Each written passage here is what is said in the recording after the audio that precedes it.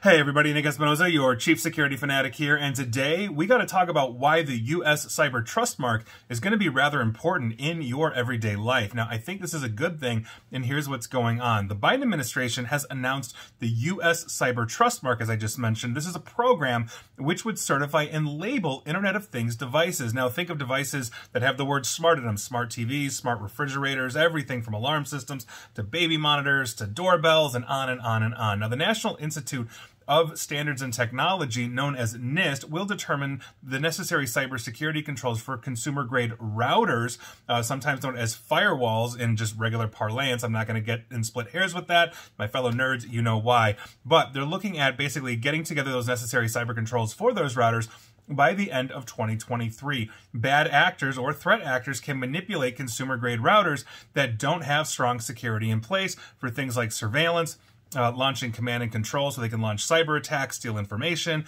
etc., etc. We've seen some huge infections over the years. The biggest one I can think of is Mirai, that infected a lot of these routers around the world just because they had really poor security. Now, this criteria will determine if a product should be labeled and certified using multiple factors like threat detection capabilities, strong default passwords, the ability to integrate multi-factor authentication, etc., etc. Now, at the same time, the U.S. Department of Energy is working with national labs along with other partners to determine the best path forward to classify things like smart meters and power inverters, basically to meet these cybersecurity control requirements. The FCC, or Federal Communications Commission, is also filing for a national trademark to put on all certified items, and it plans to basically integrate a QR code that links to a database of products. So essentially, as you're going and shopping for that router, if it's got that trust mark on it, it basically is meeting standards to be more stringent and more secure when you are deploying this in your house.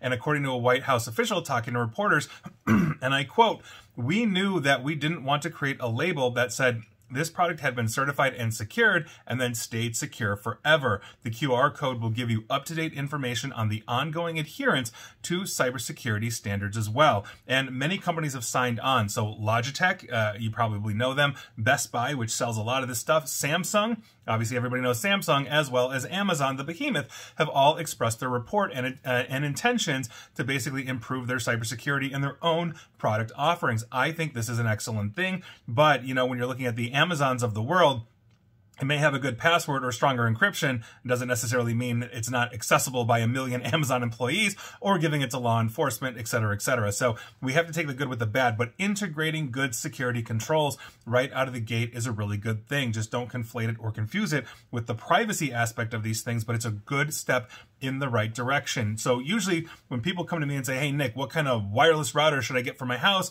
and all that, I usually ask, the standard questions and all of that, but I usually typically recommend like small business equipment as opposed to consumer grade equipment or like prosumer equipment, because it tends to have better stringency, better updating, better security, and all of those things. And while it's a little bit more goes a long way when we're talking about, reducing the risk of hacking or attacking these devices and successfully getting into them. So make sure that whatever devices you have, in your personal life are getting updated on a regular basis to basically patch for vulnerability or update for vulnerability, and use good passwords for yourself as well. But I think this is good news overall. I applaud the Biden administration for doing this. We are seeing a lot of cybersecurity controls coming out in the last few years, whether they're federal standards for the government or for consumers, and I think that is a really good thing. Overall, these are have been much needed for multiple past presidents. So it's glad to see we're seeing some movement here. And it's about time, because everybody's hacking everybody, as you know.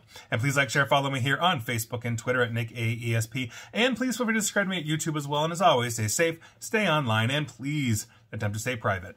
Thanks, everybody.